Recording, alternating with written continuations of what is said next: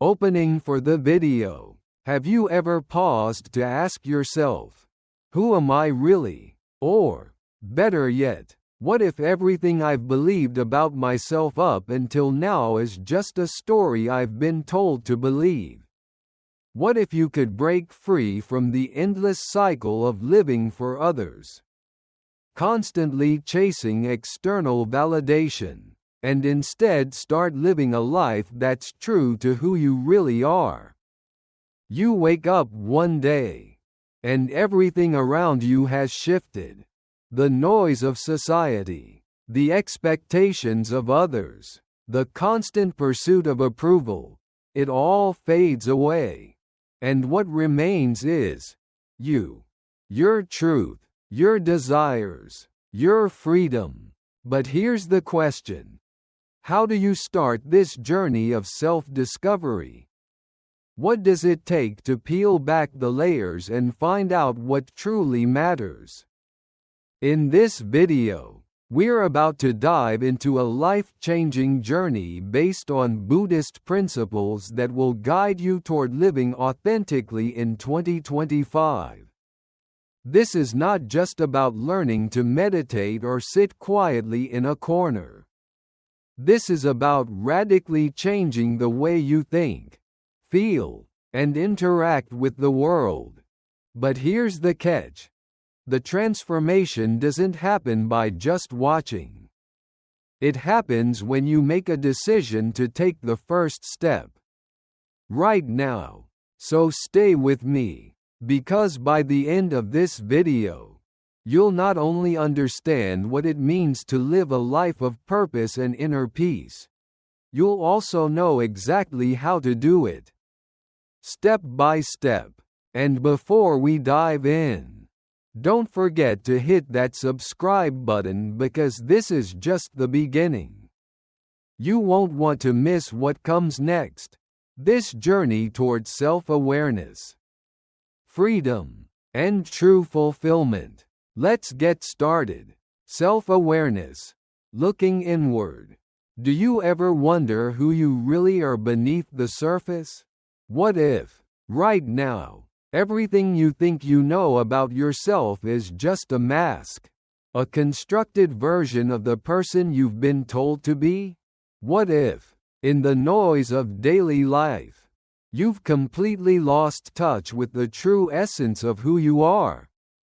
In a world that never stops, where distractions are endless and expectations weigh heavily on our shoulders, most of us have been drifting through life like passengers on a crowded train, simply going wherever the world takes us. We wake up, follow the routine, and go to bed, never pausing to ask, is this the life I want? Imagine this. You are standing at the edge of a vast ocean, its waves crashing against the shore. The sound of the ocean is deafening. Yet, somehow, you can still hear your own breath. But it feels like a struggle, doesn't it? Your mind is racing, constantly chasing something, anything, to feel fulfilled, success, approval, the next promotion, the next like, the next step in the plan. But do you ever ask yourself, what do I really want? In that deep, quiet place where the noise of the world fades away, what is your truth? This is where true self-awareness begins. When you dare to step off the treadmill of societal expectations and truly look inward. It's the most powerful, most terrifying act you can ever commit.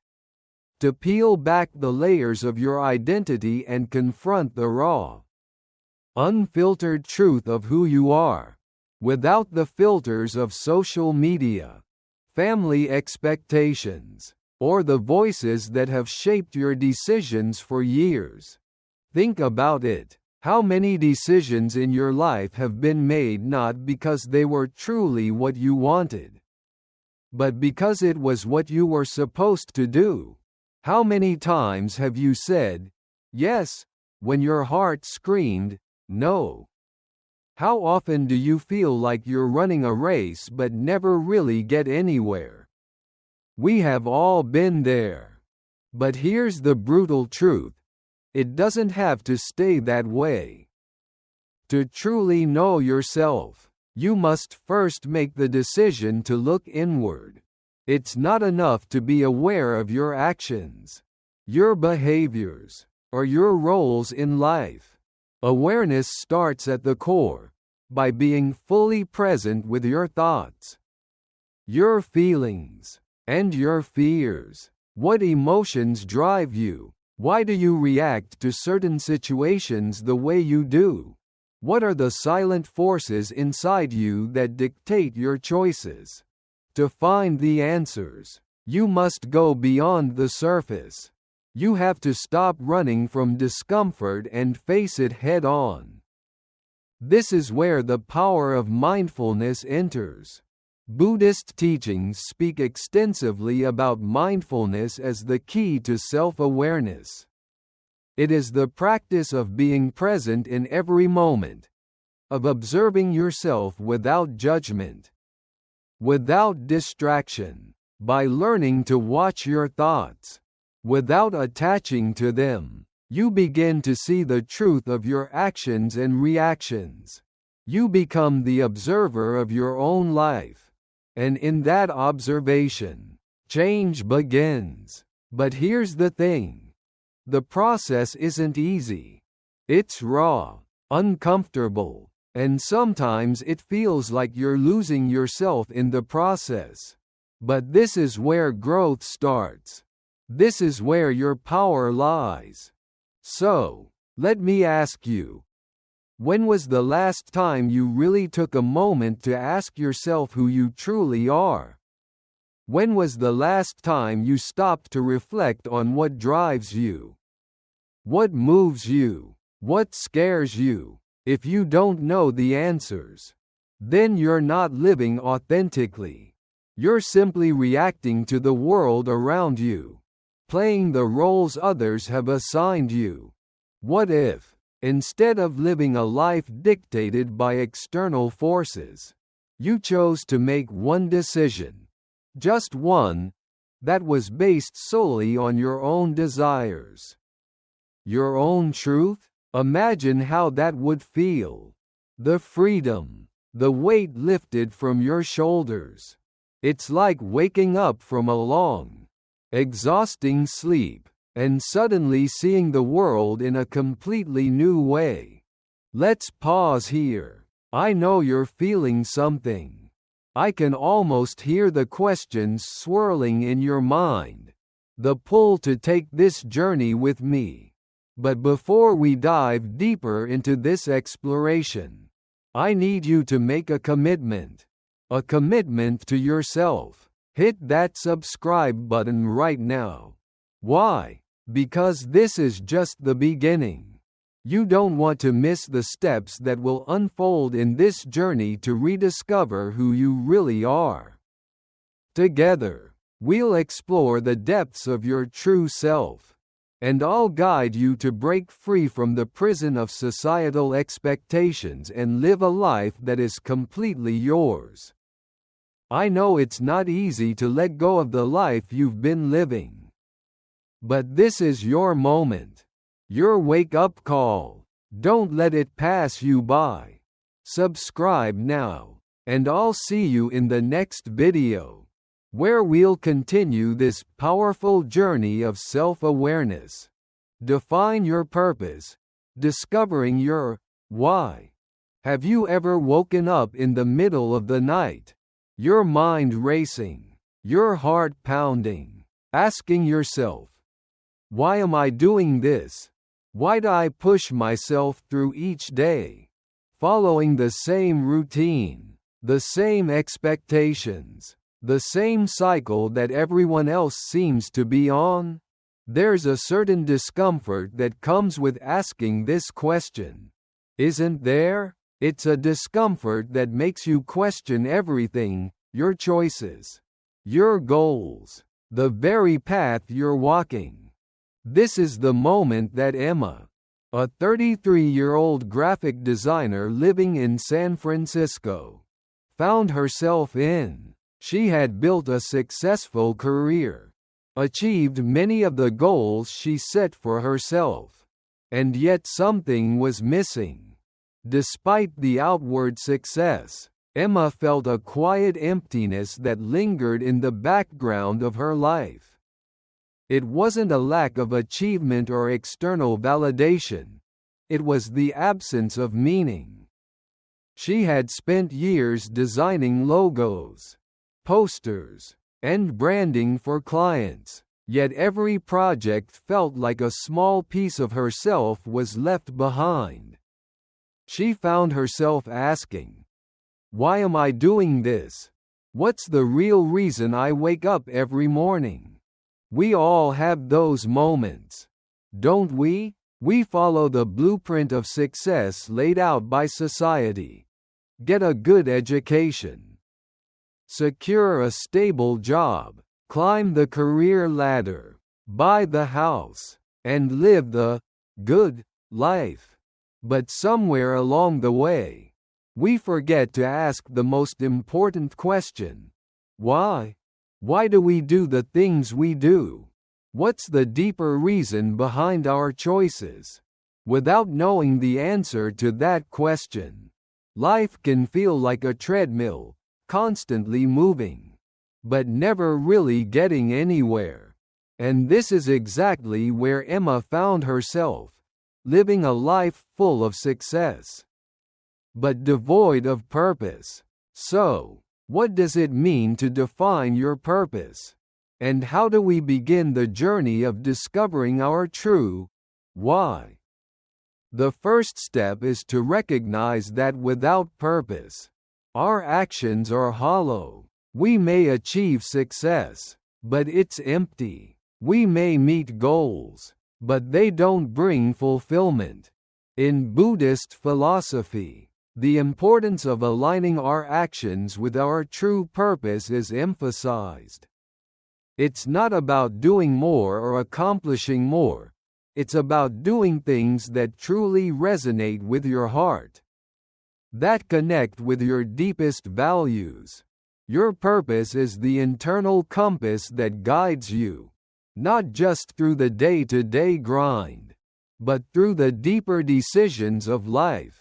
It gives your actions meaning. Without purpose, life is a series of disconnected events. But when you find your purpose, everything aligns. For Emma, the journey to discovering her why was not immediate. It required pausing and reflecting. She started by stepping back from her work and asking herself, "What do I want from my life?" Not just in terms of success or achievement, but in terms of impact. She realized that what she loved most wasn't just the art of design, it was helping people. She enjoyed creating designs, but what fulfilled her was helping small businesses express their unique vision to the world.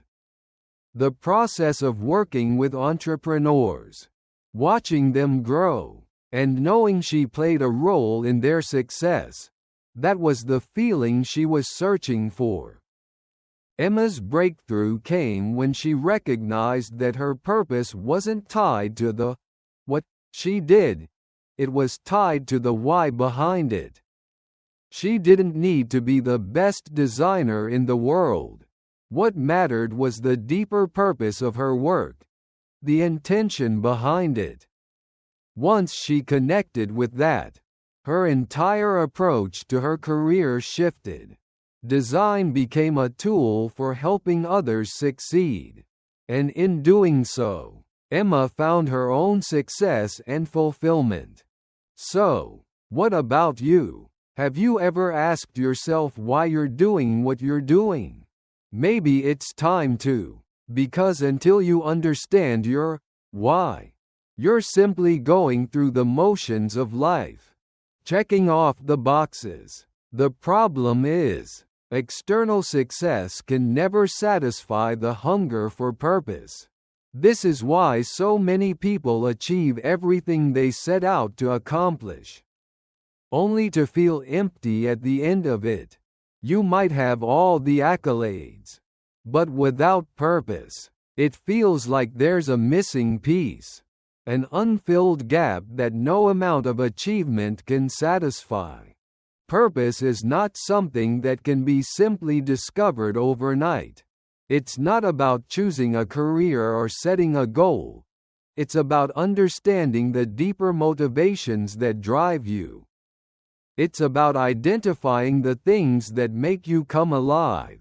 What brings you joy? What ignites your passion? When you think about your life in 2025, what do you want it to look like? What legacy do you want to leave behind? For Emma, it was a process of self-exploration. She didn't have all the answers at once, but by journaling every day and reflecting on her emotions, her dreams, and her values, she began to piece together the story of her why. It wasn't about making money or gaining recognition.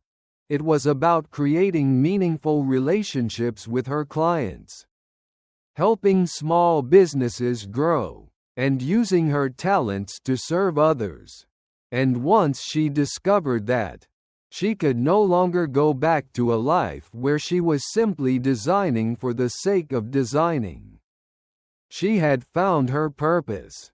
Buddhist teachings remind us that true happiness comes not from external accomplishments, but from alignment with our deeper purpose. This isn't just about being happy, it's about being fulfilled, about knowing that every action you take is aligned with your truth. Without purpose, life can feel like a constant chase, like you're running a race without knowing the finish line.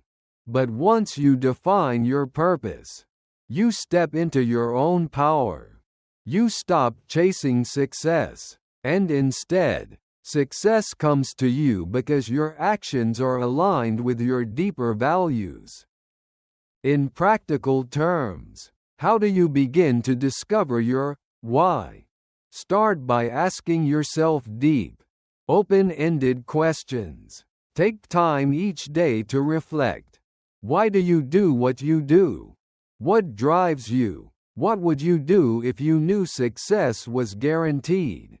What is your core belief about life?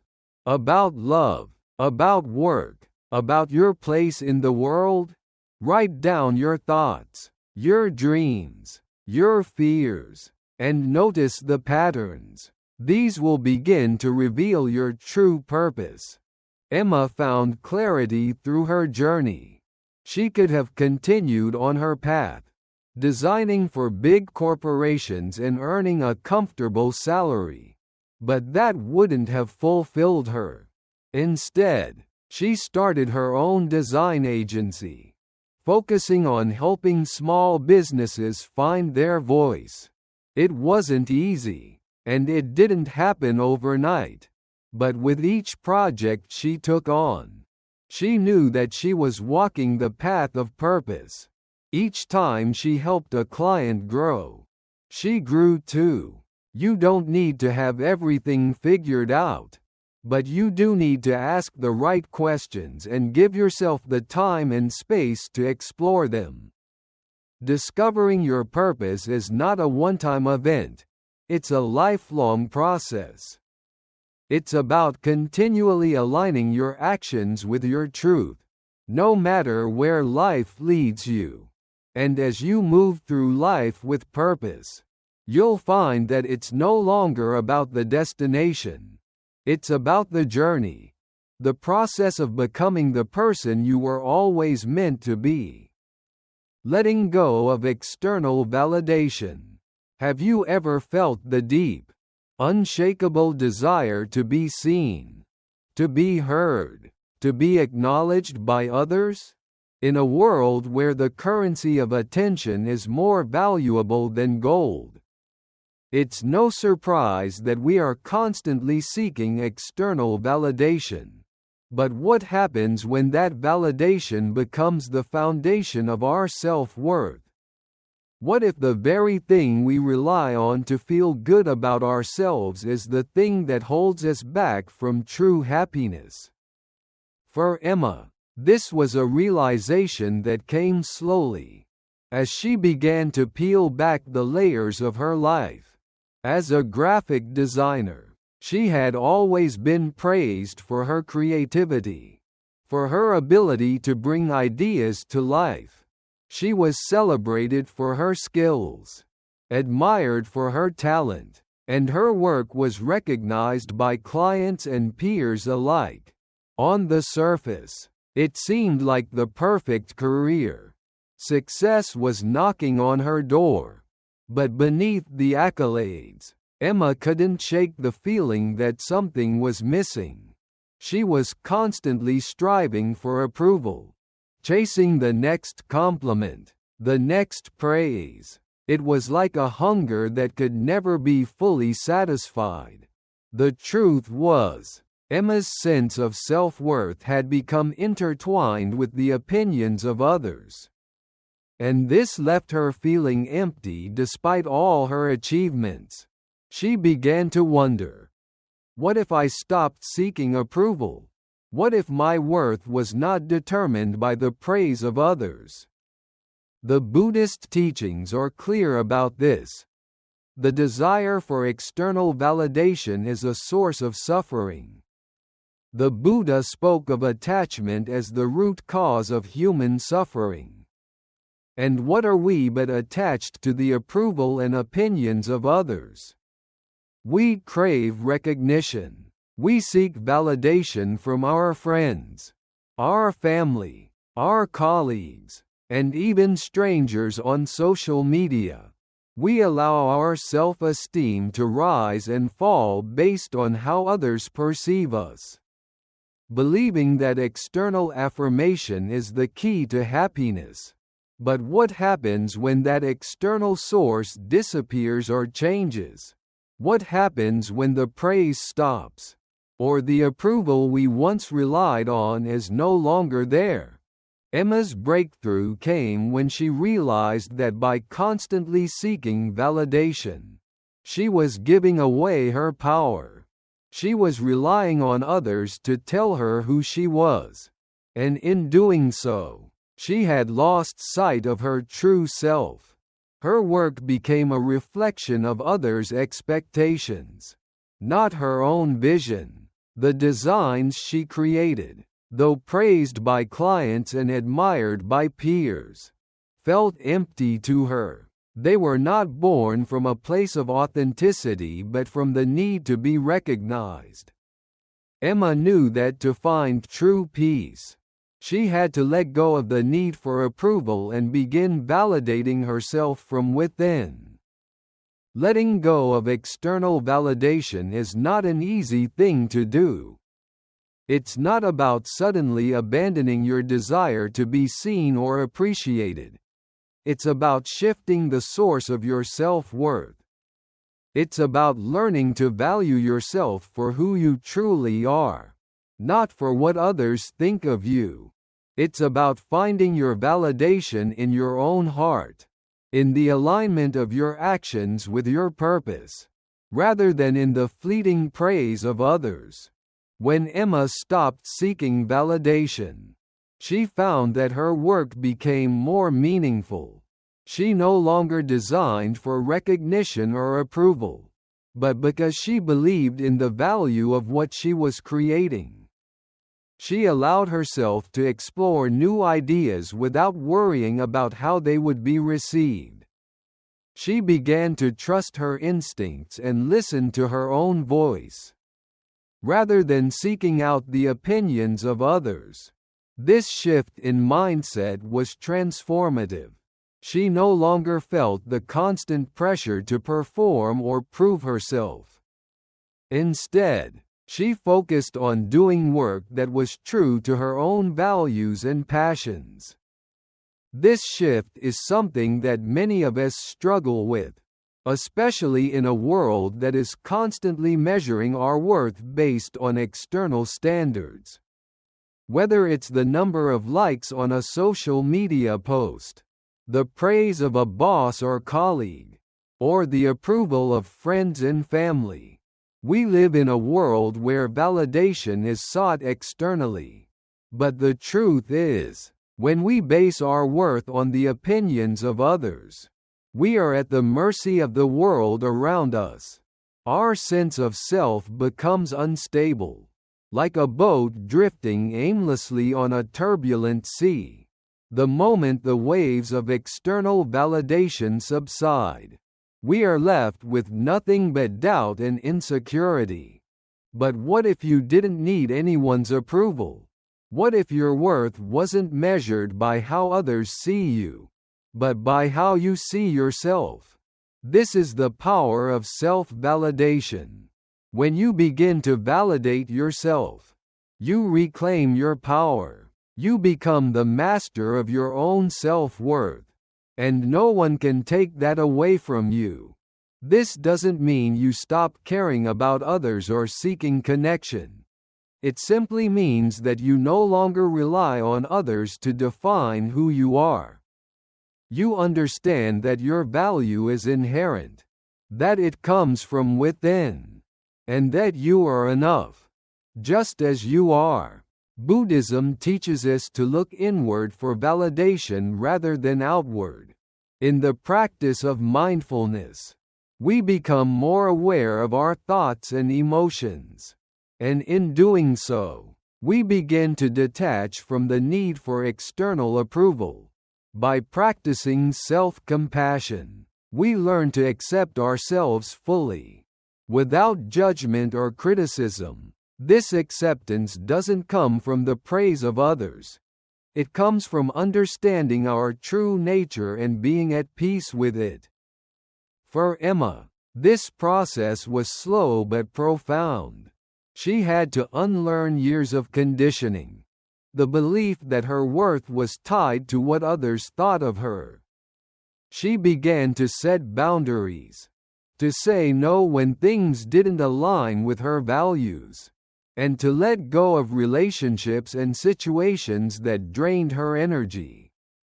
She focused on her own growth, her own happiness, and her own sense of purpose. She started to measure her success not by how much recognition she received, but by how much she believed in the work she was doing. And this change didn't just affect her career, it transformed her entire life. She found more joy, more peace, and more authenticity in her relationships and in her daily life. Letting go of external validation is not about cutting yourself off from others or becoming indifferent to the opinions of those around you. It's about freeing yourself from the need for constant approval. It's about finding your worth in yourself, not in the applause of others. It's about trusting yourself, your abilities, and your value, regardless of what anyone else says. The road to letting go of external validation is long and filled with challenges. It requires a deep level of self-awareness, courage, and commitment. But once you take that first step, you begin to break free from the cycle of seeking approval. You stop living for others and start living for yourself. You begin to create a life that is true to who you are, not to who others want you to be. Emma's journey of letting go wasn't an overnight change. It took time, patience, and reflection. But as she embraced her own worth and stopped seeking validation from the outside world, she found a sense of freedom and peace that she had never known before. She became her own biggest supporter, and in doing so, she unlocked the full potential of her creativity, her purpose, and her life. Letting go of external validation is not an act of rebellion against the world. It is an act of self-liberation. It is the recognition that your worth comes from within, and that you don't need anyone's approval to be truly happy. When you stop chasing the fleeting praise of others, you open yourself up to a deeper sense of fulfillment, one that is anchored in your true self. Focus on what you can control. Life has a way of throwing curveballs, unexpected challenges, moments of uncertainty, and situations that feel completely out of our hands. We've all been there, haven't we? It feels as if the world is in chaos, and no matter how hard we try, we can't seem to control anything around us. The more we fight against these uncontrollable forces, the more drained we become, as though we're running in circles, trying to control the storm instead of learning how to navigate through it. This is where Emma found herself during one of the most challenging periods of her life. After months of rebuilding her career, shifting her focus to projects that aligned with her true purpose, she was suddenly hit with a series of events that shook her foundation. The freelance design business she had worked so hard to grow was struggling in the face of a sudden economic downturn. Clients she had worked with for years were scaling back their projects, and some were even pulling out altogether. As Emma stared at her dwindling client list and the mountain of unpaid invoices, a sense of helplessness crept in. She had worked tirelessly, built a reputation, and dedicated herself to her craft. But in this moment, it seemed as though none of it mattered. The economy was out of her control. The decisions of her clients were out of her control, and the uncertainty of the future was far beyond her grasp. She began to feel overwhelmed, lost in the sea of uncontrollable factors. It was in these moments of despair that Emma came to a powerful realization, a realization that would change the trajectory of her journey. She couldn't control the economy. She couldn't control the actions of her clients. And she certainly couldn't control the uncertainty of the world. But there was one thing she could control: herself. At this pivotal moment, Emma made a choice. She decided to stop focusing on everything she couldn't control and instead focus on what she could. In Buddhism, there is a profound teaching about mastering the things we can control: our thoughts, our reactions, and our actions. It's the practice of releasing attachment to outcomes and understanding that true peace comes not from controlling the external world but from mastering our inner world. When Emma shifted her focus to what she could control, she immediately felt a sense of empowerment. She couldn't make her clients pay faster, but she could improve her financial management. She couldn't predict the future, but she could take concrete steps to secure new clients and build a more stable foundation for her business. Emma began to realize that it wasn't the external circumstances that dictated her peace, it was her response to them. This shift in mindset wasn't easy. At first, Emma felt like she was fighting an uphill battle. The weight of external pressures, financial uncertainty, and self-doubt was suffocating.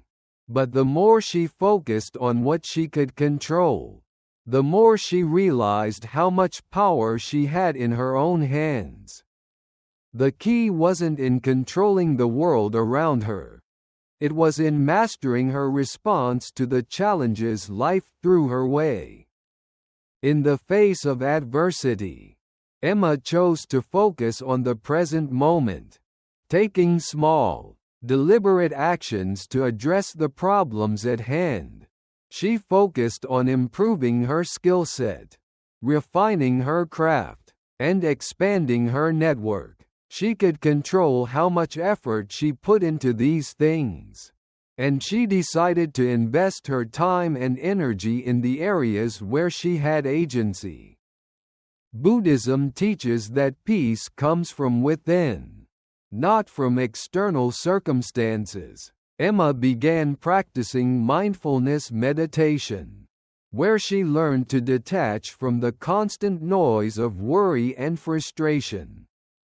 She learned that while she couldn't control the external world, she could control how she responded to it. She could control her thoughts, her mindset, and her actions. And when she focused on what was within her control, she found that the chaos around her seemed to dissipate. As Emma navigated this challenging period, she also began to embrace the concept of impermanence, a key teaching in Buddhist philosophy. Everything, she realized, is temporary. The economic downturn would pass. Clients would come and go. Success and failure are fleeting. What remained constant was her ability to control how she showed up in the world. It was a humbling realization. Emma understood that the struggle wasn't about fighting against the things she couldn't control. The real work was in accepting what was outside of her power and focusing her energy on what she could influence. In this process, she found freedom. She no longer felt like a victim of circumstance. Instead, she became the architect of her own future. Emma also learned to separate herself from the idea of success as defined by external factors. For years, she had measured her worth by the recognition she received from clients and peers. She had defined her success by the number of projects, the amount of money, and the applause of others. But when these external measures of success were no longer guaranteed, she realized that true success lay in the work itself, the process of creating, of showing up every day with intention and purpose. She realized that by focusing on what she could control, her work ethic, her attitude, and her actions, she could still find fulfillment, even when the external world seemed uncertain. Success wasn't a destination. It was the journey of living authentically, of aligning her actions with her values, and of knowing that she was doing her best, regardless of the outcome. In focusing on what she could control, Emma also learned the importance of resilience. Life, as we all know, doesn't always go according to plan. Sometimes, things will fall apart. Sometimes, things will feel out of control. But Emma discovered that resilience isn't about never falling. It's about how you rise after you fall. It's about focusing on the next step, no matter how small, and knowing that you have the strength to keep going. Through this process, Emma built an emotional resilience that became the foundation of her success.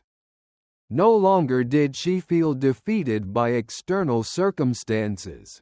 She learned to use setbacks as fuel for growth, to turn obstacles into opportunities for self-improvement. She understood that she couldn't control the external world, but she had full control over how she responded to it, and that made all the difference. So, what about you? Have you ever found yourself overwhelmed by circumstances outside of your control? Have you ever felt like you're fighting a losing battle against forces you cannot change? The truth is, we all face these moments. Life is unpredictable, But what we often forget is that the only thing we can truly control is ourselves. Building a genuine relationship with yourself. Have you ever paused in the midst of your busy life to truly check in with yourself?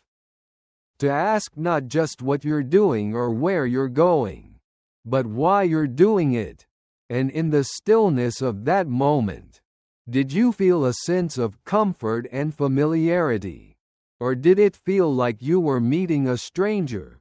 What happens when you look into the mirror of your own soul and truly face yourself, without masks, without pretenses, and without the fear of judgment? For Emma, the journey of building a genuine relationship with herself began when she realized that, despite all the success and external validation she had achieved in her career, she had never truly given herself the gift of being fully present with who she was. She had spent years chasing approval from others, constantly seeking recognition and praise. But in doing so, she had neglected the one relationship that mattered most, the relationship with herself. This realization hit her hard one quiet evening. Sitting in her studio, surrounded by sketches of her work but feeling an inexplicable emptiness inside. She had always been outwardly confident, praised for her talent and creativity. Yet beneath the surface, Emma had never really learned how to accept herself for who she was. She had relied on external sources to define her worth, thinking that success, accolades, and praise from others would fill the void inside her. But now, as she looked inward, she realized that those things could never provide the deep sense of fulfillment she was seeking. The void was not something that could be filled by others. It was something that only she could address by learning to connect with her own heart, her own desires, and her own truths. Building a genuine relationship with yourself is not about being narcissistic or self-absorbed. It is about creating a space within yourself where you can truly see and accept who you are, flaws and all. It is about nurturing a deep understanding of your own feelings, motivations, and desires without the judgment of others or even your own critical voice.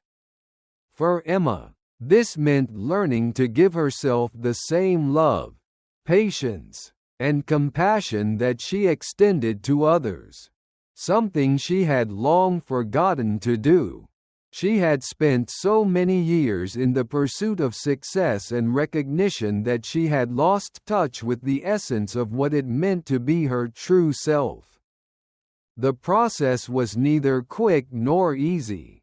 It required Emma to confront uncomfortable truths about herself, to face the parts of her personality she had neglected or rejected. She had to ask herself hard questions. What am I afraid of? Why do I seek approval from others? What is the source of my insecurity?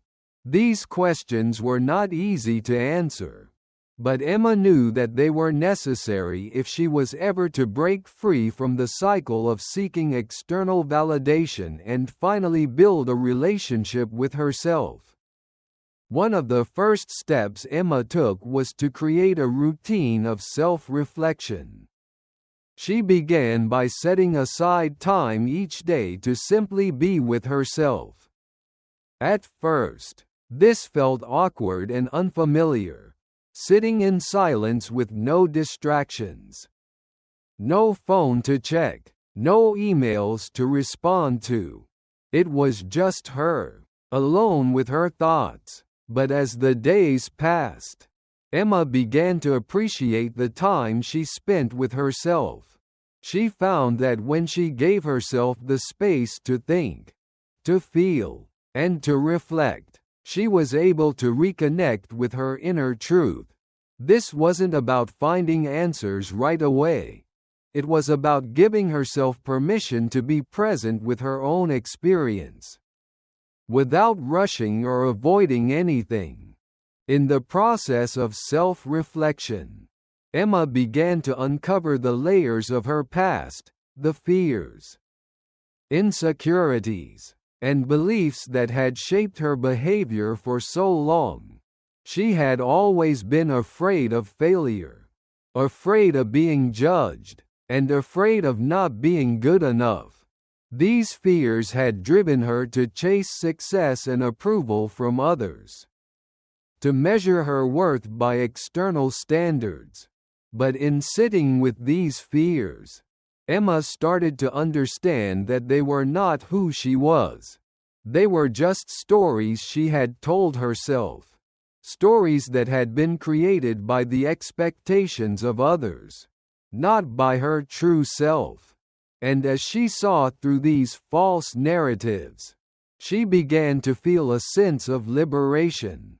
She could finally release the weight of those fears, knowing that they did not define her. Building a genuine relationship with yourself also means learning to trust yourself.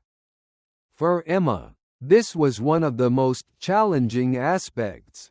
She had often second-guessed her decisions, doubted her instincts, and looked for validation from others. But in learning to trust herself, Emma started to believe that she had the answers within her all along. She didn't need to seek approval from clients, peers, or anyone else. Her worth was not dependent on their opinions. It was inherent in who she was. This realization gave her the confidence to make bold decisions, to step outside of her comfort zone, and to trust in her own abilities. She no longer needed external validation to feel secure in her work. She knew that her passion, her creativity, and her unique perspective were enough. One of the most transformative practices that Emma embraced was self-compassion. For so long, she had been her harshest critic. She had set impossible standards for herself, never allowing herself to make mistakes or take breaks. But through her journey of self-reflection, Emma began to realize that she deserved kindness just as much as anyone else. She learned to forgive herself for past mistakes and to embrace her imperfections as part of her humanity. Self-compassion didn't mean allowing herself to slack off or avoid responsibility. It meant treating herself with the same care and understanding that she would offer to a dear friend. When Emma started practicing self-compassion, she noticed a profound shift in her life. She felt lighter, more at peace with herself, and more willing to take risks. Building a genuine relationship with yourself also means honoring your own needs and desires.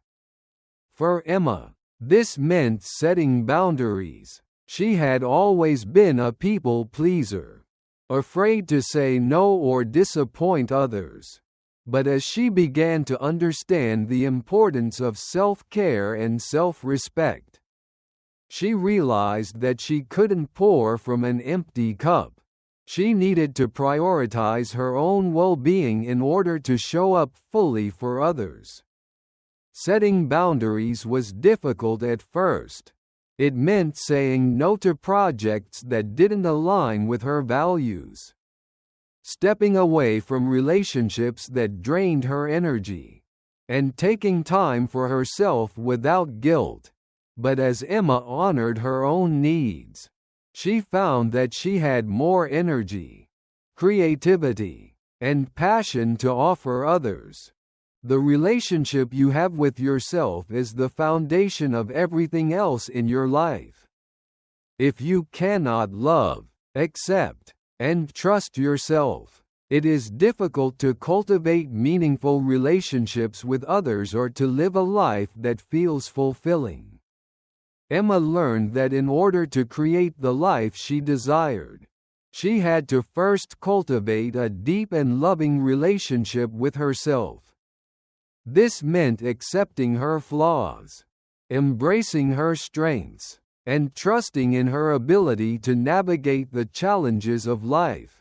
As Emma's relationship with herself grew stronger, she noticed a shift in her work. Her designs became more authentic, more aligned with her values, and more resonant with her clients. She no longer created for the sake of approval.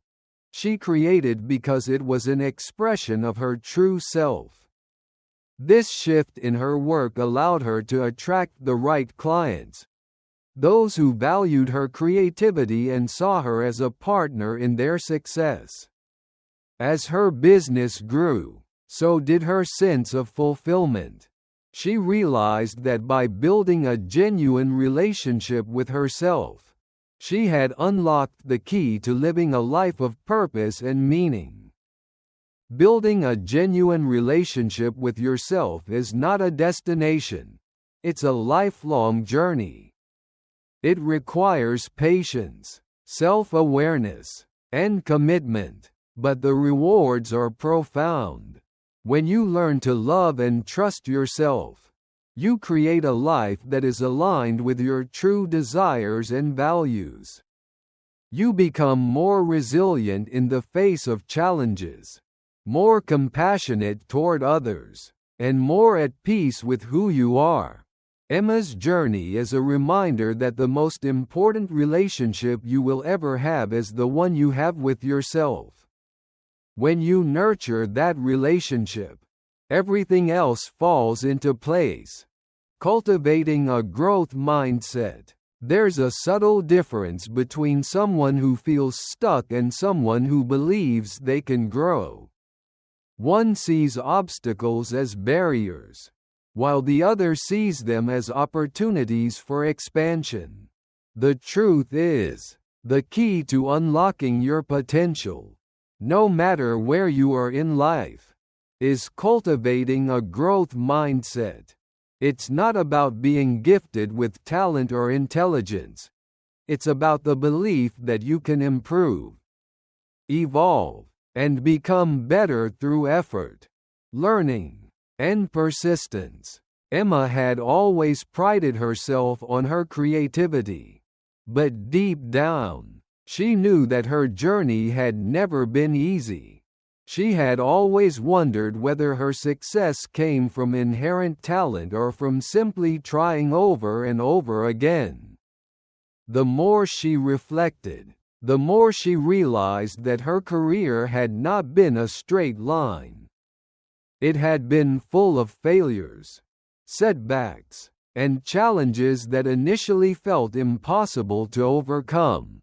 But with every failure, there was a lesson, and with every setback, there was an opportunity for growth. As Emma moved deeper into her own journey, she began to realize something profound. The mindset she held was the most powerful tool she could use to move forward. She had the ability to shape her own destiny, not because she was gifted, but because she chose to adopt the belief that she could grow. Her mindset, more than any external factor, determined how she handled difficulties and how she perceived her own potential. The concept of a growth mindset is rooted in the idea that abilities and intelligence are not fixed traits, but qualities that can be developed over time. It is the belief that effort and learning are the keys to success, rather than relying on innate talent or luck. This is a crucial shift from the fixed mindset, where individuals believe that their abilities are static and that failure is a reflection of their inherent limitations. People with a growth mindset, on the other hand, see failure as part of the learning process, as a necessary step toward mastery. For Emma, this shift was pivotal. She had spent years chasing perfection, afraid to fail, afraid that any mistake would define her. But as she embraced the growth mindset, she started to see failure differently. Rather than seeing it as a sign of inadequacy, she began to view it as a necessary and valuable part of her journey. She realized that failure didn't diminish her worth or define her capabilities. It was simply a part of the learning process, a stepping stone on the way to growth. In the face of failure, people with a growth mindset do not give up, they persist. They recognize that learning and improvement are gradual processes that take time and effort. Emma understood that she wasn't expected to be perfect, nor was anyone else. Instead of beating herself up for mistakes, she learned to embrace them as opportunities to refine her skills and increase her knowledge. She started to see each obstacle as an invitation to become better, to challenge herself, and to rise above the limitations she had once believed to be insurmountable. One of the most profound aspects of a growth mindset is that it encourages resilience, the ability to bounce back from adversity. Resilience is not about being immune to hardship, but rather, it is about how you respond to challenges. When Emma faced a setback, whether it was a difficult client or a creative block, she no longer saw it as a personal failure. Instead, she viewed it as an opportunity to learn, grow, and adapt. With this new perspective, she stopped avoiding challenges. She began seeking them out, knowing that each one would bring her closer to her goal. But the journey to cultivating a growth mindset was not without its challenges. There were moments when Emma doubted herself, when she wondered if the obstacles before her were too much to overcome. In these moments, she had to remind herself that growth didn't come from playing it safe. It came from pushing through discomfort, from stepping out of her comfort zone and embracing the unknown. She learned to quiet the voice of self-doubt and replace it with the belief that she was capable of growth, even when things were hard. As Emma continued on this journey, she began to see the impact of her new mindset on every area of her life. Her creativity soared as she allowed herself to experiment and take risks. She no longer felt confined by the fear of failure, and instead, she embraced the process of trial and error. Each mistake, each misstep, was a chance to improve her craft. She found that when she allowed herself to fail without judgment, her work became more authentic and innovative. This mindset shift also affected her relationships. In the past, Emma had been afraid to open up to others about her struggles, worried that admitting weakness would make her seem incompetent. But as she embraced the idea of growth, she started to be more open about her challenges. She allowed herself to be vulnerable and asked for help when she needed it. This openness not only deepened her relationships with others but also allowed her to learn from the people around her. She realized that growth wasn't just an individual process, it was a communal one. By embracing the growth mindset, Emma built stronger connections with her peers, her clients, and her friends. Through this process, Emma also learned that the key to growth was not in avoiding mistakes but in embracing them fully. Each mistake was an opportunity to learn something new, to expand her understanding, and to improve. This shift in perspective liberated her from the paralyzing fear of failure and allowed her to see setbacks as part of her evolution rather than a reflection of her limitations. She started to redefine what success meant to her, no longer seeing it as an end goal but as a continuous journey of improvement. In the business world, especially in a fast-paced environment like design, adopting a growth mindset is essential.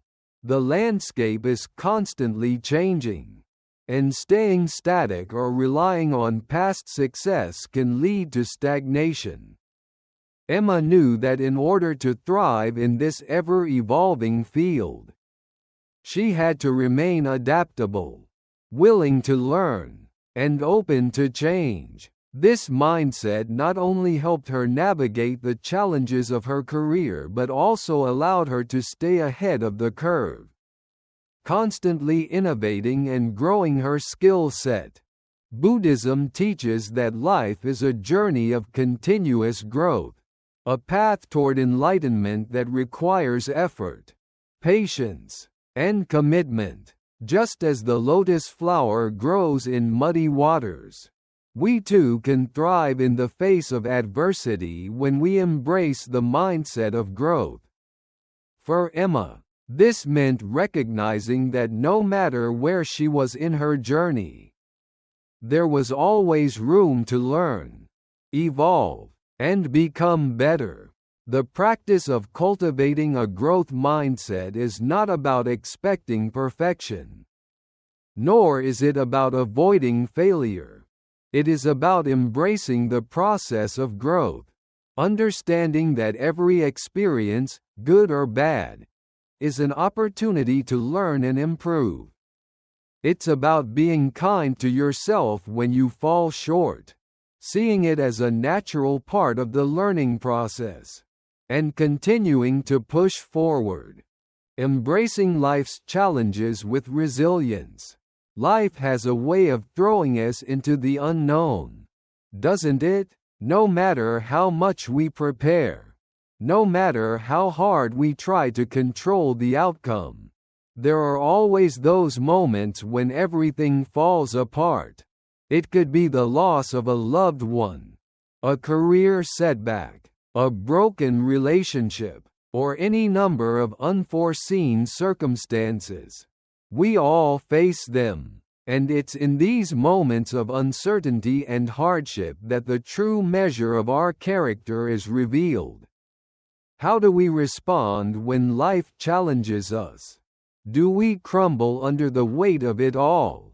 Or do we find the strength to rise, rebuild, and grow?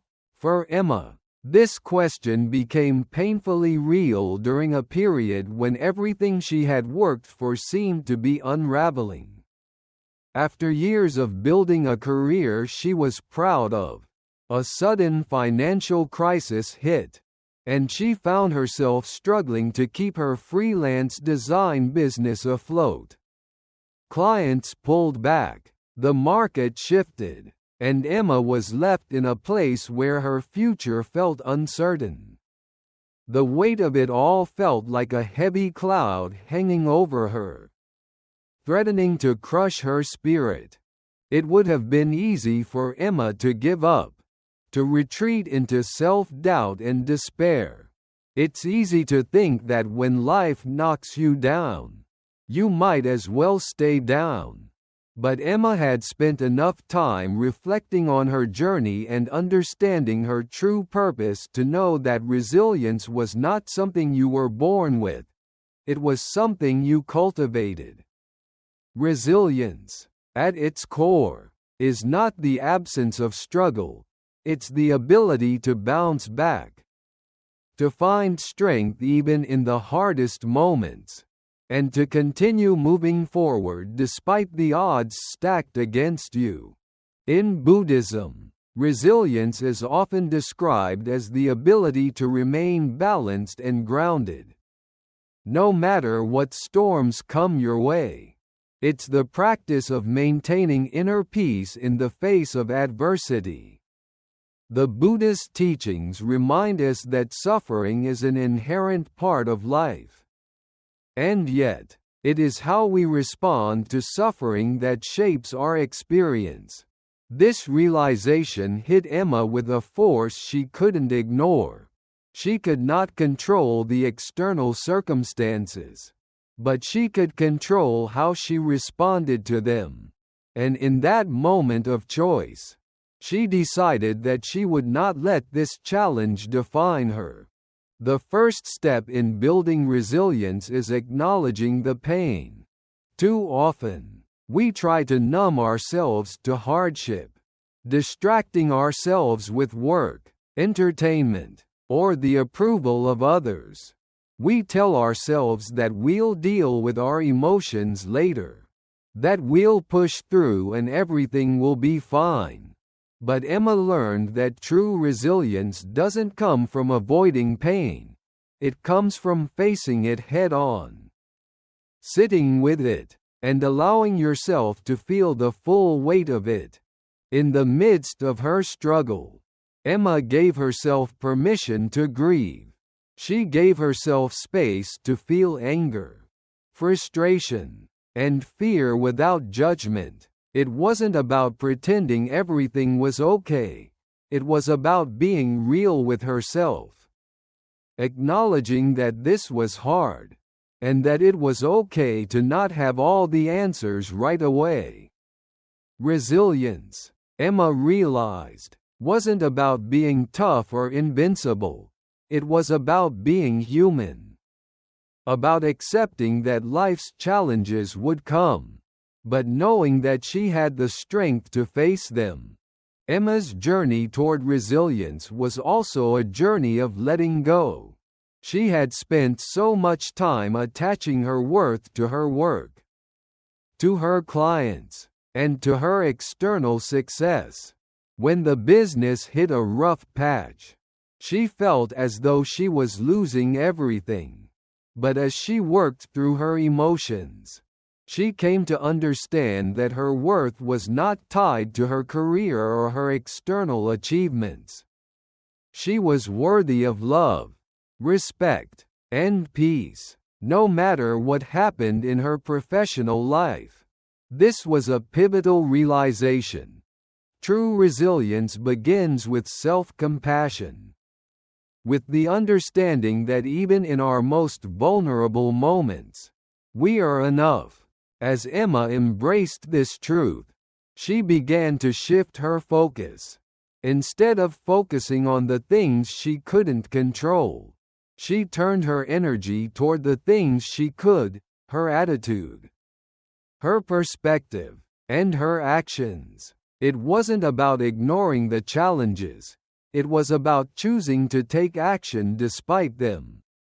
Resilience is not a passive state. It's an active process. It's about moving forward, one step at a time, even when the road ahead seems uncertain. Emma understood that the only way out of her current situation was through it. She couldn't wish away the difficulties she faced, but she could face them with courage and determination. The process of building resilience required Emma to develop new skills, not just professionally, but emotionally. She began to practice mindfulness in a deeper way, allowing herself to stay present and aware of her emotions without letting them overwhelm her. Instead of reacting impulsively to stress or frustration, she learned to take a step back, breathe, and respond thoughtfully. This shift in her mindset made all the difference. Rather than being consumed by the chaos around her, she learned to center herself in the midst of it. Buddhism teaches that resilience is rooted in mindfulness and detachment. Detachment doesn't mean indifference. It means letting go of attachment to outcomes. Understanding that not everything is within your control. and trusting in the process of life. Emma practiced detachment by reframing her thoughts. Instead of fixating on what she had lost, she began to focus on what she had gained: skills, experiences, and the inner strength to face the next challenge. She understood that each challenge was an opportunity to deepen her resilience, to learn new lessons, and to grow stronger. Through this process, Emma also learned to embrace uncertainty. For much of her life, she had feared the unknown. She had craved stability and control. But the reality of life is that uncertainty is inevitable.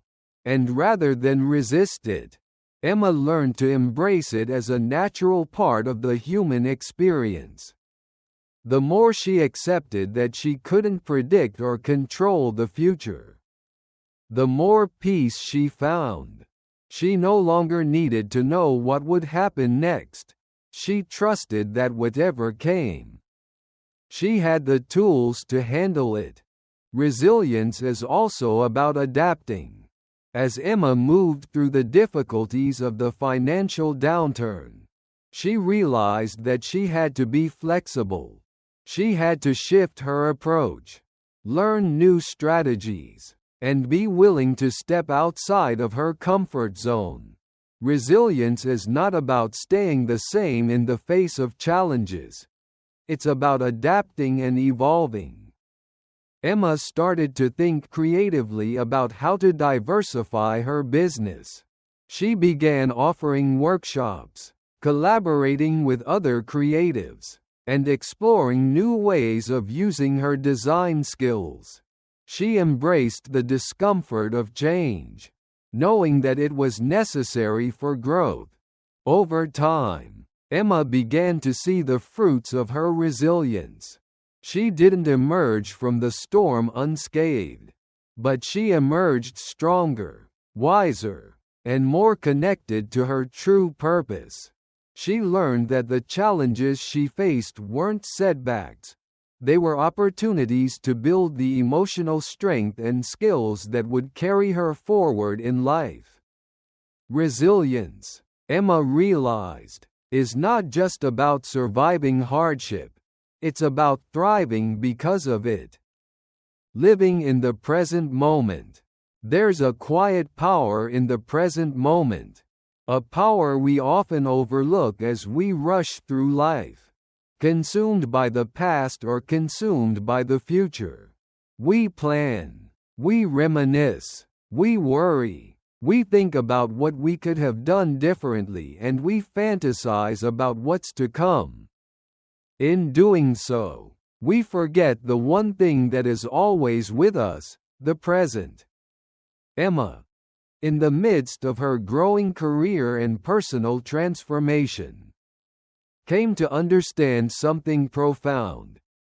True fulfillment does not come from reliving past victories or worrying about future possibilities. It comes from fully embracing the now. And that wasn't a lesson she learned easily. For years, Emma was in a constant state of doing. She was always planning, always moving, always focused on what came next. Her days were a blur of meetings, deadlines, and expectations. She was successful, no doubt. Her design work was admired. Her reputation grew, and her business expanded. But despite all of this, Emma felt a nagging emptiness, a sense that she was missing something essential. She was so focused on achieving that she didn't notice the beauty of the journey itself. It wasn't until a series of personal and professional setbacks that she realized the root of her dissatisfaction. She had forgotten how to live in the present.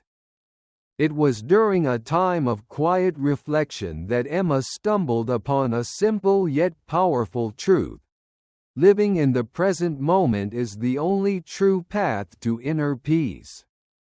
But that realization didn't come without its challenges. Emma found that the habit of constantly striving, constantly thinking about the next thing, was deeply ingrained. She had spent years chasing goals, living for the future, and trying to outrun her fears. And in doing so, she had unknowingly detached herself from the very experience of living. The practice of being present is not something that comes naturally for most people. We live in a world that prizes productivity, achievement, and the constant drive for more. It's easy to get caught up in the idea that we must always be moving forward, always be achieving, always be busy, but in doing so, we miss out on the simple joy of being. We fail to appreciate the moments that make up our lives. For Emma, the journey to living in the present moment began with slowing down. She realized that in order to experience life fully, she had to let go of the constant rush and the endless pursuit of success. She began to make time for stillness, for quiet reflection, for moments of solitude. At first, it felt unnatural. She was so used to being busy, to having a constant agenda, that sitting in silence with her own thoughts was uncomfortable. But gradually, she began to realize that these moments of stillness were not wasted. They were the key to reconnecting with herself, with her values, and with her purpose. One of the first things Emma did was practice mindfulness. It started with small moments. She began to pay attention to the simple things: the feeling of the sun on her skin during a walk, the sound of her breath as she sat in stillness, the taste of her coffee as she slowly sipped it in the morning. These small practices, though simple, helped Emma break free from the habit of living in the future or the past. She began to cultivate a deep awareness of the present, and in doing so, she started to appreciate the richness of life that had always been around her but that she had previously ignored. Living in the present moment also meant letting go of the need for control. Emma had always been a planner, a perfectionist. She had spent much of her life trying to control every outcome, every detail, but she soon realized that this need for control was only adding to her stress and frustration. The more she tried to control the future, the more she felt trapped by it. She started to understand that the present moment was the only thing she truly had control over, and that by fully immersing herself in it, she would be able to find the peace she was seeking. Buddhism teaches us that the key to peace and enlightenment is mindfulness, the ability to be fully present, to engage with life as it is, without judgment or attachment. The Buddha emphasized that suffering arises when we cling to the past or anxiously anticipate the future. By living in the present, we release ourselves from this cycle of attachment and experience true freedom. Emma began to embrace this teaching, allowing herself to be fully present in every moment, no matter how mundane or small it seemed. The more Emma practiced being present, the more she noticed the subtle beauty in everyday life. She began to appreciate the feeling of her feet on the ground when she walked, the laughter of friends, the simple pleasure of a quiet evening at home. She no longer felt the need to constantly seek out new experiences or achievements to feel fulfilled. Instead, she found joy in the moment itself, in simply being. This shift in perspective brought Emma a profound sense of peace. She no longer felt the pressure to constantly be doing, achieving, or proving herself. Instead, she learned to embrace the present moment as it was, without the need for anything more. As Emma became more attuned to the present, she also began to notice how much of her energy had been spent dwelling on the past or worrying about the future. She had spent so much time thinking about what she could have done differently or what might happen down the road that she had lost touch with the beauty of the now. But as she let go of this mental clutter, she began to feel more grounded, more connected to her life as it was happening. Living in the present moment also meant embracing uncertainty.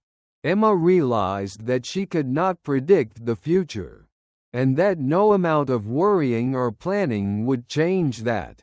The future was unknown, and that was okay. She didn't have to have everything figured out. All she had to do was show up, fully present, and trust that each step would unfold as it was meant to. This acceptance of uncertainty was freeing. It allowed Emma to release her need for control and to trust in the natural flow of life. By living in the present, Emma found that she could navigate life with greater ease and grace. The challenges she faced no longer felt overwhelming, because she was no longer trapped in her thoughts about what might go wrong. She learned to trust herself and her ability to handle whatever came her way. This shift in mindset allowed her to approach each situation with calm and clarity, knowing that no matter the outcome, she would be able to face it with strength. Living in the present also meant embracing the people around her. Emma had often been so focused on her own goals and struggles that she had unintentionally distanced herself from others. But as she began to live more fully in the now, she found herself more connected to the people in her life. She became a better listener, more empathetic, and more attuned to the needs of others. She began to see that the moments shared with others were just as important as the moments she spent alone. In embracing the present moment, Emma discovered that life is not about waiting for the perfect moment or striving for some distant goal. It is about fully engaging with the life that is happening right now. The present is all we truly have, and it is in the present that we experience the richness and depth of life. The future will always be uncertain, and the past will always be a memory. But the present is a gift, and it is in embracing it that we find true peace. Releasing attachment to what no longer serves you. There is a powerful truth that often goes unnoticed in our busy lives. Holding on to things that no longer serve us only weighs us down. The past, certain relationships, old beliefs, and even unfulfilled dreams can bind us to a version of ourselves that we have outgrown. Emma, in the midst of her journey toward personal growth and fulfillment, learned this truth in a way that was as profound as it was painful. The lessons she learned about releasing attachment would not only change the way she viewed her own life, but also the way she navigated the world around her. For years, Emma had been tethered to expectations from others and expectations she placed on herself. As a successful designer, her identity had become so closely tied to her work, to the clients she served, and to the praise she received, that she had neglected the internal truth of who she was. She had spent her life chasing validation, trying to meet the needs of others, and striving to meet a standard that was never her own. It wasn't until the weight of these attachments began to feel suffocating that Emma realized how much they had been holding her back. Letting go of attachments is never easy. It's not just about releasing physical objects or material things. It's about letting go of the emotional baggage we carry with us. The attachments we hold onto often define the way we see ourselves and our place in the world. For Emma, this process of releasing attachment started with her work. She had built her career on the idea that her worth was measured by how much she could achieve and how well others recognized her success. But as her business began to feel more like a heavy burden than a source of joy, she realized that her attachment to external validation was no longer serving her. Emma's first step in releasing attachment was acknowledging the emotional weight that her work had placed on her. For years, she had believed that her value came from her accomplishments and the recognition she received. She had allowed herself to be defined by her career, by her clients' expectations, and by the praise she sought. But as she faced the growing dissatisfaction in her life, she realized that this attachment was preventing her from living authentically. It was preventing her from embracing the person she had become and the dreams she had yet to pursue. As Emma reflected on this, she understood that her attachment to validation was rooted in fear. She feared that without external recognition, she wouldn't matter. She feared that if she let go of the need for approval, she would lose her sense of purpose and direction. This fear had kept her in a cycle of constantly proving herself, working harder, and seeking praise, never feeling truly fulfilled. But the more she looked inward, the more she realized that this fear was holding her back from experiencing the peace and joy she longed for. It was time to release this attachment.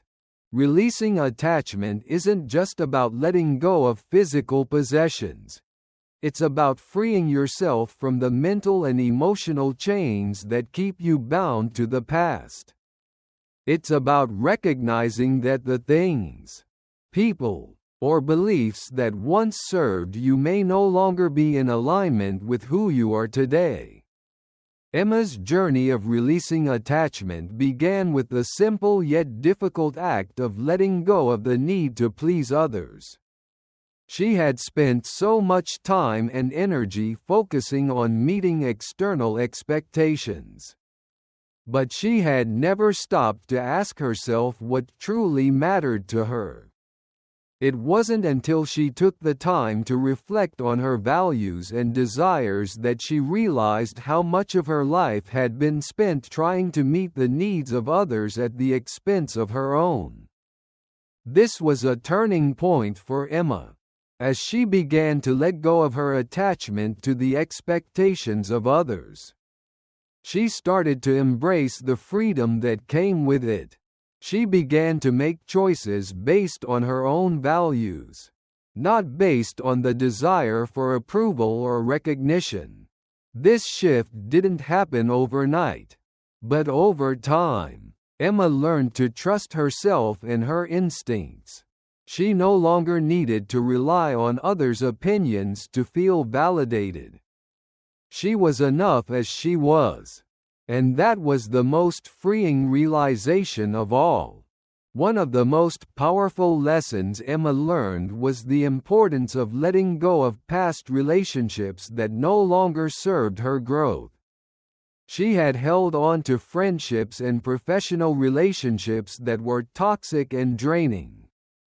These relationships had once been meaningful, but over time, they became sources of stress and frustration.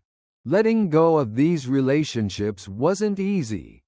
It meant confronting the discomfort of change and uncertainty.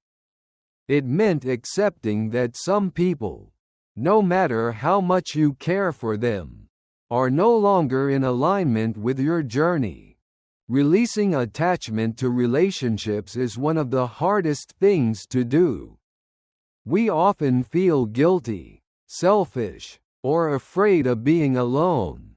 But Emma realized that by holding on to relationships that no longer served her, she was preventing herself from making space for new, more authentic connections. Letting go didn't mean she didn't care for the people in her life. It meant that she was choosing to prioritize her own well-being and growth.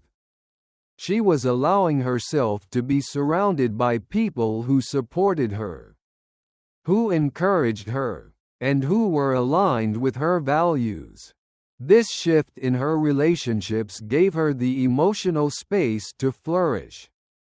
As Emma continued to release attachments, she also found that her attachment to past failures was holding her back. For years, she had carried the weight of past mistakes, projects that didn't go as planned, decisions that she regretted, and moments when she felt like she wasn't enough. But as she reflected on these experiences, she realized that holding on to the past was preventing her from moving forward. The mistakes she had made were not a reflection of her worth, but opportunities for growth and learning. Releasing the attachment to her past failures allowed Emma to embrace a new sense of freedom and possibility. She stopped carrying the weight of regret and began to see every setback as a stepping stone toward her future. In Buddhism, the concept of attachment is often described as the root of suffering. The Buddha taught that our attachment to things, whether they are people, material possessions, or even our own identities, creates suffering because everything is impermanent. When we cling to things that are temporary, we set ourselves up for disappointment and pain. The key to true peace, according to Buddhist teachings, is to let go of attachments and embrace the flow of life as it is. Emma began to embrace this teaching, understanding that by releasing attachments, she was not losing anything valuable. She was freeing herself to experience life fully, without the burden of holding on to things that no longer served her. The process of releasing attachment is not a one-time event, it is an ongoing practice. Emma realized that as she grew and evolved, new attachments would inevitably form. But she also understood that the key to maintaining peace and balance in her life was to continuously evaluate what she was holding on to. She learned to ask herself, "Does this serve me? Does this relationship, belief, or goal align with my true purpose?"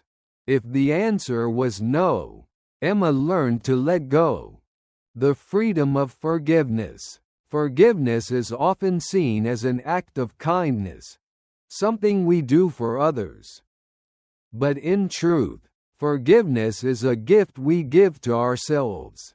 It is a powerful act of self-liberation, a tool to free our hearts and minds from the heavy burdens of anger, resentment, and pain. It is not a sign of weakness, nor is it a call for others to be excused from their wrongdoings.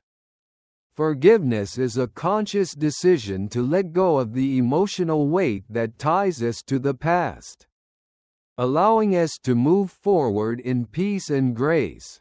For Emma, the journey toward forgiveness was a deeply transformative experience, one that opened her eyes to the profound freedom that comes with releasing the grip of grudges and letting go of old wounds. Emma's story of forgiveness began with a painful realization. She had been carrying resentment toward a former colleague, someone who had betrayed her trust and taken credit for her ideas. For months, Emma had held onto the anger, feeling wronged and bitter. Every time she thought about the betrayal, a familiar knot of resentment tightened in her chest. The more she dwelled on the injustice, the more it consumed her, clouding her thoughts and draining her energy. It wasn't just about the betrayal itself. It was the weight of the negative emotions she continued to carry. At first, Emma didn't understand why she couldn't let go of her anger. After all, the situation had long passed, and there was no need to keep reliving it. But what she came to realize was that the person who had wronged her wasn't the one who was suffering the most, it was her. The anger, the bitterness, the desire for revenge, these were all chains that held her back, preventing her from moving forward in her life. The freedom she sought wasn't going to come from confronting the person who had hurt her, but from freeing herself from the emotional burden she was carrying. Forgiveness is often misunderstood. It is not about excusing harmful behavior, nor is it about pretending that pain doesn't exist. Forgiveness doesn't require us to forget what has happened or to condone hurtful actions. Instead, forgiveness is about releasing the hold that past wrongs have on our present. It is about choosing to free ourselves from the shackles of negative emotions that keep us tied to the past, and making space for healing, peace, and growth. Emma's first step toward forgiveness was acknowledging the pain she had been holding onto. She allowed herself to feel the hurt, the anger, and the disappointment, without judgment. For so long, she had tried to push these emotions aside, thinking that forgiveness meant pretending everything was okay. But in truth, forgiveness starts with facing the pain head-on. It's about giving ourselves permission to feel what we feel, without suppressing or denying our emotions. Only then can we truly begin the process of healing. The Buddhist teachings on forgiveness are rooted in compassion. To forgive is to understand the inherent suffering in others, to recognize that we are all human, and that everyone makes mistakes. Forgiveness is not an act of benevolence toward others. It is an act of compassion toward ourselves. When we forgive, we stop holding onto the past. We stop reliving the hurt and the anger. We choose to let go of the story we've been telling ourselves about the wrongs done to us. And we step into a space of peace and acceptance. As Emma meditated on this teaching, she began to see that the anger she had been holding onto was not helping her. It was not changing the past, nor was it giving her control over the situation. In fact, it was only making her feel more trapped, more resentful, and more powerless. Letting go of that anger, Emma realized, would set her free. It would allow her to reclaim her power and move forward in her life, without the weight of past grievances holding her back. Forgiveness, Emma learned, is not an instant process. It takes time. It takes practice. It takes patience. At first, the pain of betrayal still lingered, and the desire to lash out or seek revenge still bubbled up inside her. But every time those feelings resurfaced, Emma practiced self-compassion. She reminded herself that forgiveness was not for the other person, it was for her. It was a choice she was making to free herself from the emotional grip that was keeping her tethered to the past. Gradually, Emma found that the more she chose forgiveness, the lighter she felt. She stopped reliving the hurt over and over again.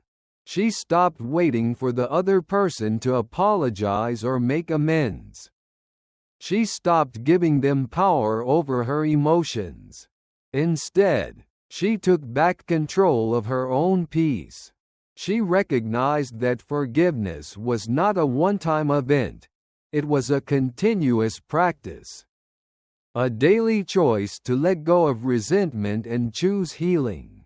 As Emma began to embrace forgiveness in her own life, she realized that it wasn't just about letting go of anger toward others.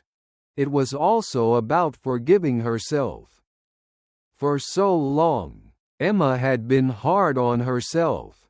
She had held onto guilt for past mistakes, regret for things she could have done differently, and shame for the times when she felt like she had fallen short. She had punished herself for not being perfect, for not always doing the right thing. But as she practiced forgiveness, Emma began to extend the same compassion to herself that she had given to others.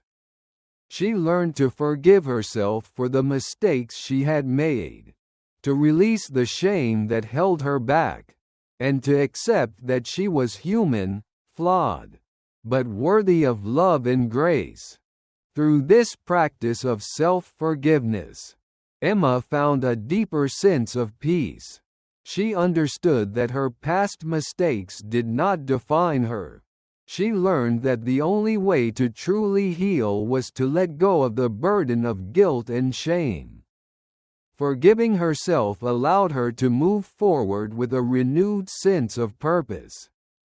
Unburdened by the weight of past failures, she understood that forgiveness was not about forgetting what had happened.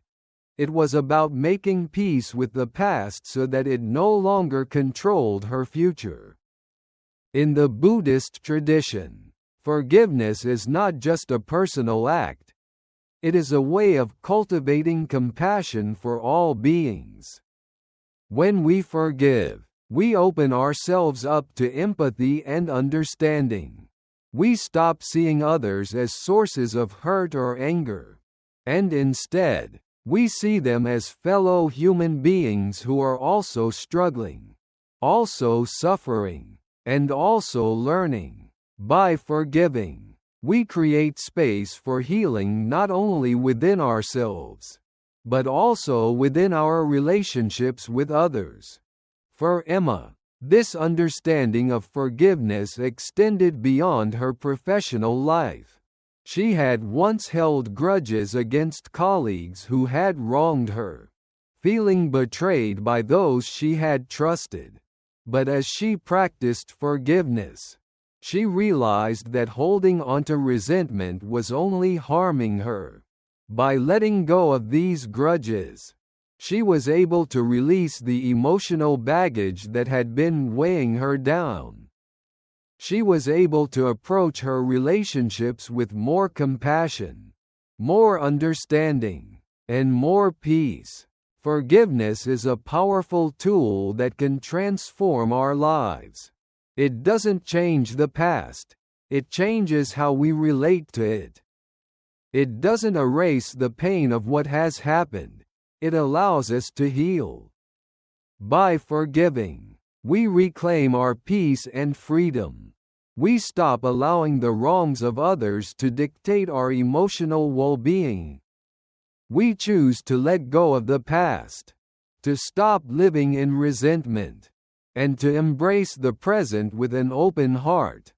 Building emotional resilience. There is a quiet strength that lies within us, one that is often hidden until life forces us to find it. Emotional resilience is the ability to weather the storms of life, those moments of pain, disappointment, loss, and fear, and emerge stronger, more grounded, and more at peace. It is not the absence of hardship, but the ability to adapt to it, to learn from it, and to grow through it. For Emma, this journey toward emotional resilience was a profound awakening, one that reshaped not only how she navigated the difficulties of her career and personal life but also how she came to understand her own inner strength. Emma had always been an ambitious, driven person. She had always believed that the key to success was perseverance, hard work, and the ability to stay focused on the end goal. But as her career progressed and she faced unexpected setbacks, Emma began to realize that perseverance alone wasn't enough. Emotional resilience was something she needed to cultivate in order to face the inevitable challenges that life would throw her way. It wasn't about trying to avoid pain or discomfort.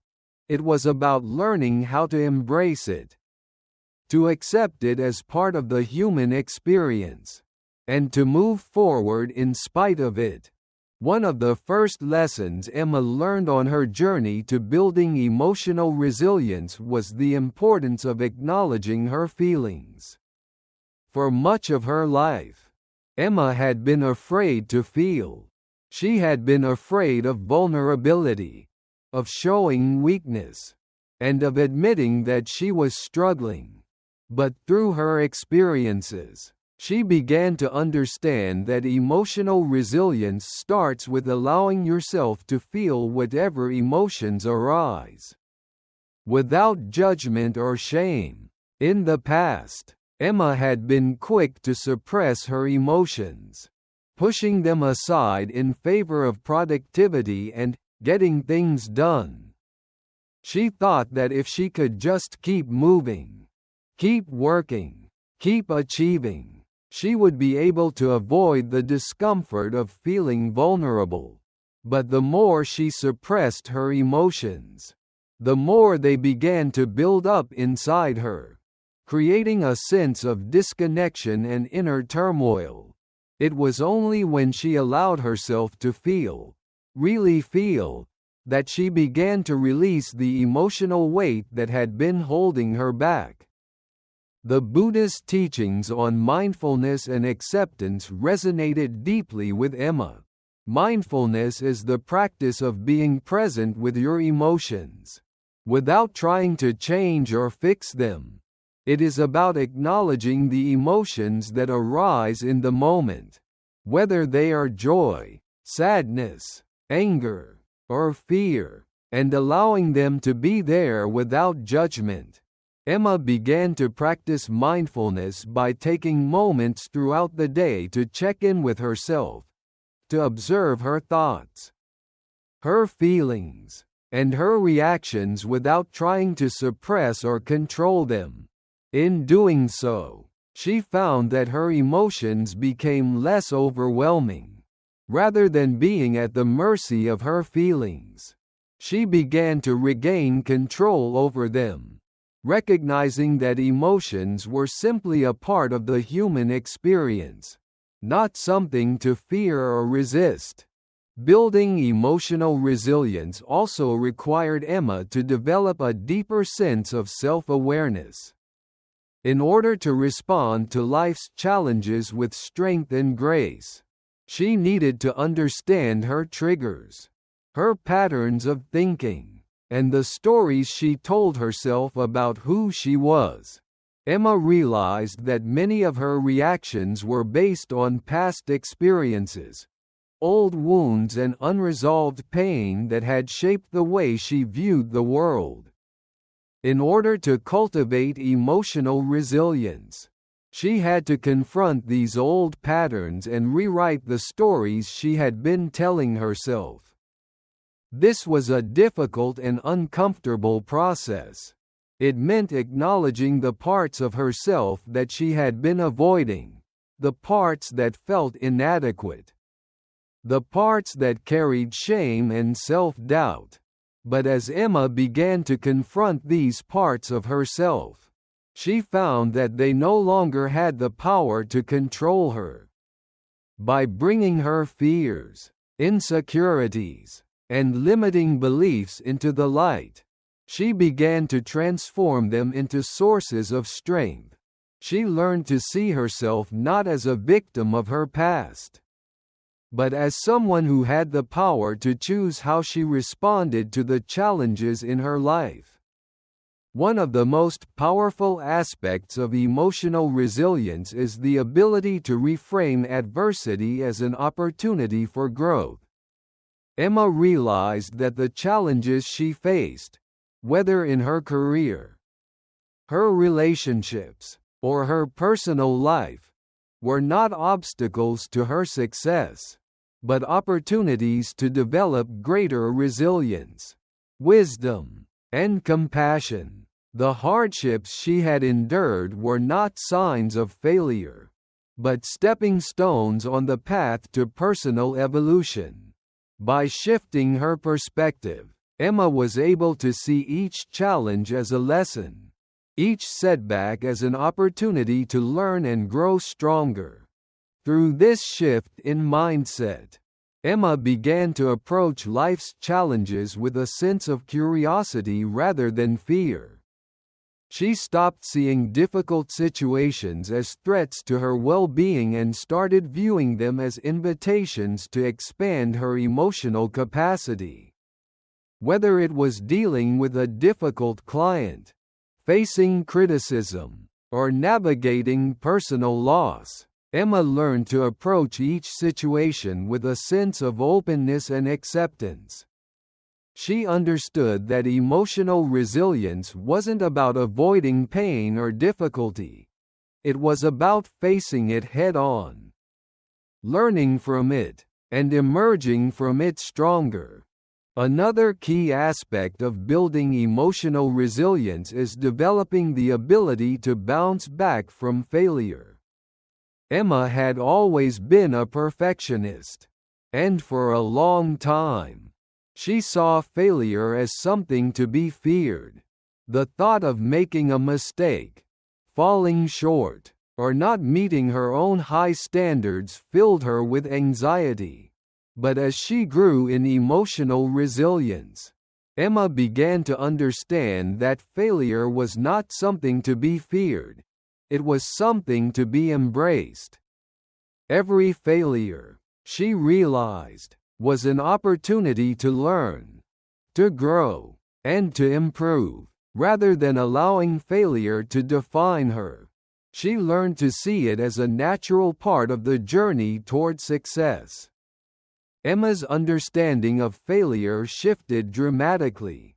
She stopped viewing it as a reflection of her worth or abilities, and instead, saw it as a temporary setback that would help her build the strength and resilience needed to succeed in the long run. She began to take risks, to step outside her comfort zone, and to try new things without the fear of making mistakes. And when she did fail, she didn't berate herself or give up. Instead, she allowed herself to process the emotions, learned from the experience, and moved forward with greater wisdom and confidence. Developing emotional resilience also required Emma to learn the importance of self-care and self-compassion. For much of her life, she had neglected her own needs, focusing instead on the needs of others. She had been so caught up in her work, her ambitions, and her desire to prove herself that she had forgotten to take care of herself. But as she worked on building emotional resilience, Emma realized that self-care was essential to her well-being. She needed to take time to rest, to recharge, and to nurture her own emotional health in order to be able to show up fully for others. Self-compassion became a cornerstone of Emma's emotional resilience. She learned to treat herself with the same kindness, patience, and understanding that she would offer a dear friend. When she made mistakes or faced difficulties, she no longer criticized herself or expected perfection. Instead, she gave herself permission to be human, to make mistakes, and to learn from them without judgment. This shift in how she treated herself allowed Emma to face life's challenges with greater ease and less fear of failure. Through her journey of building emotional resilience, Emma came to understand that resilience is not about being invulnerable to hardship. It's about being able to rise after each fall, to learn from each setback, and to continue moving forward with courage and grace.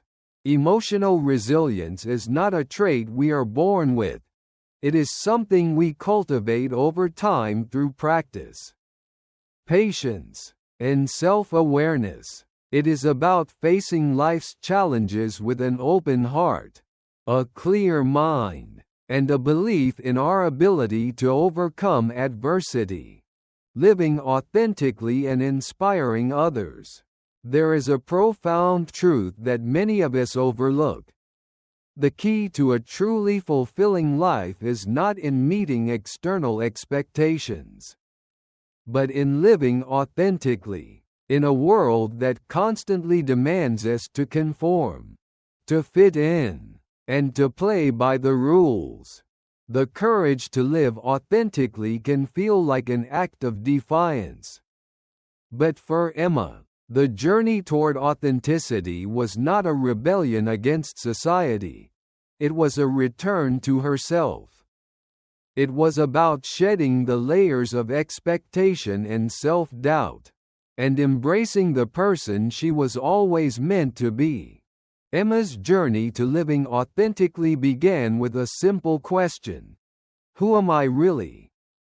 For years, Emma had lived in a way that was dictated by the expectations of others.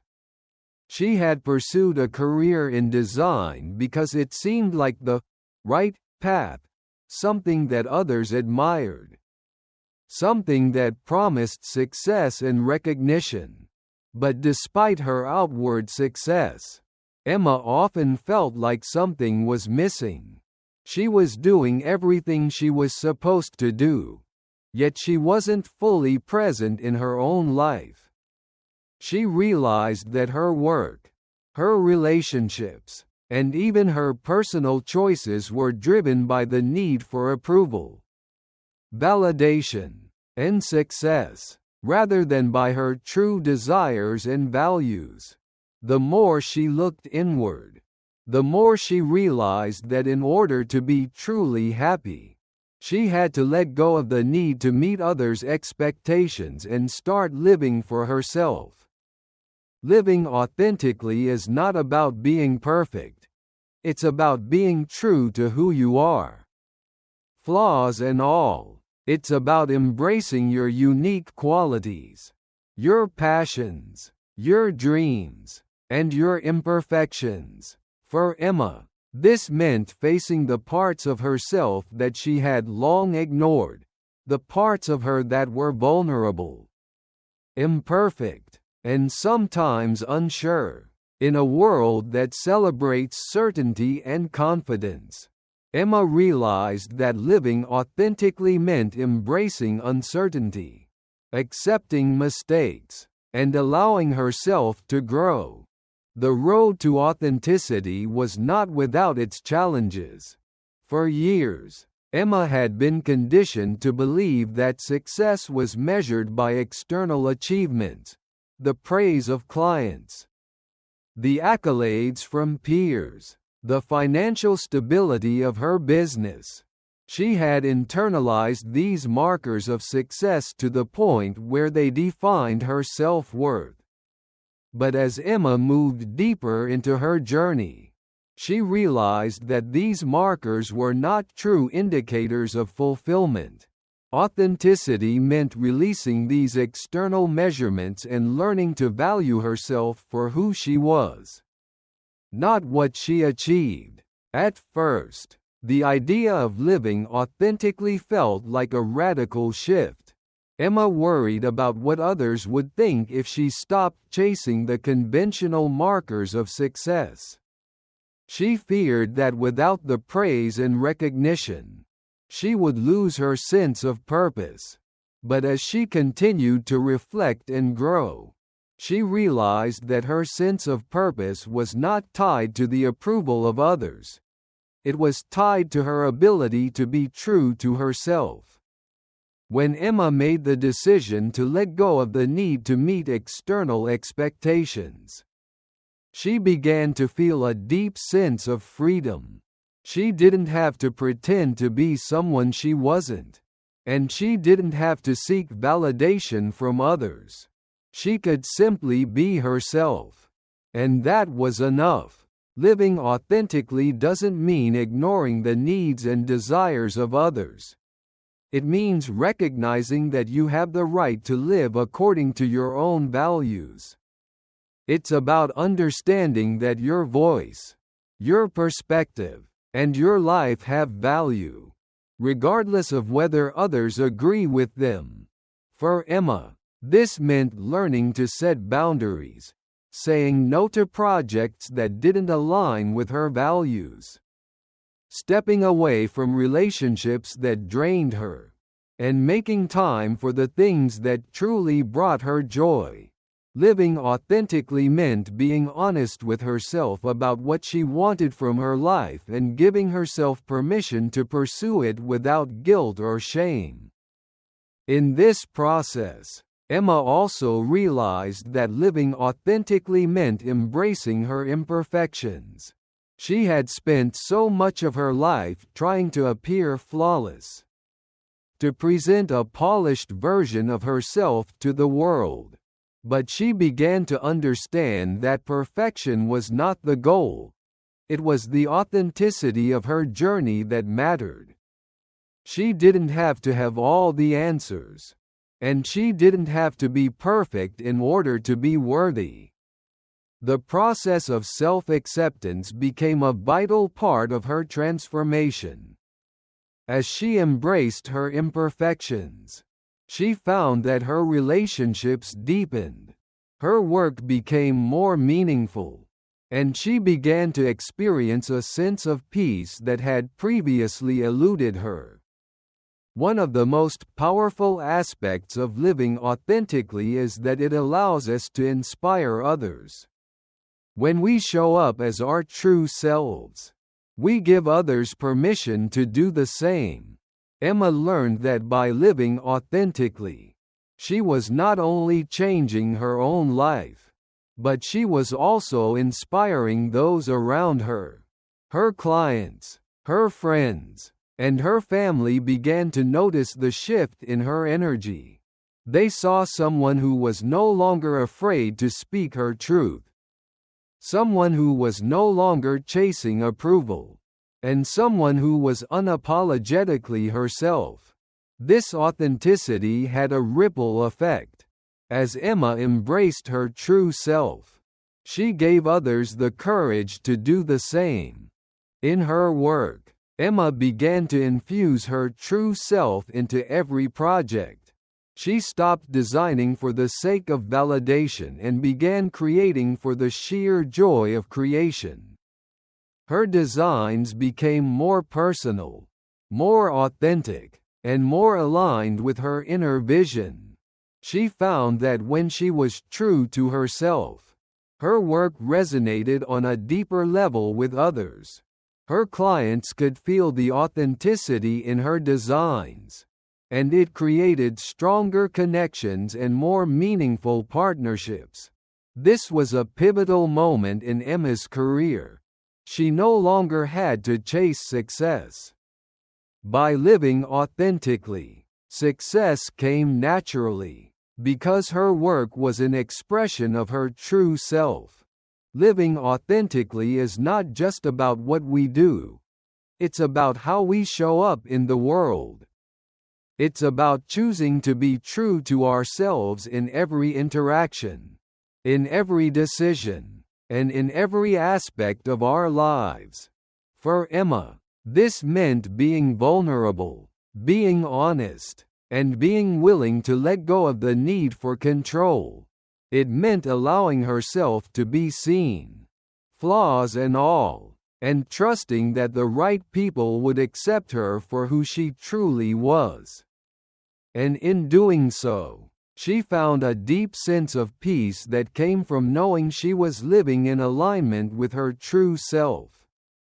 As Emma continued her journey, she learned that living authentically didn't mean rejecting the opinions or advice of others. It meant learning to listen to her own inner voice first. She trusted herself more, made decisions with greater confidence, and felt more grounded in her own values. The more she lived authentically, the more she realized that authenticity is not just a personal pursuit. It is a gift to the world. When we show up as our true selves, we inspire others to do the same.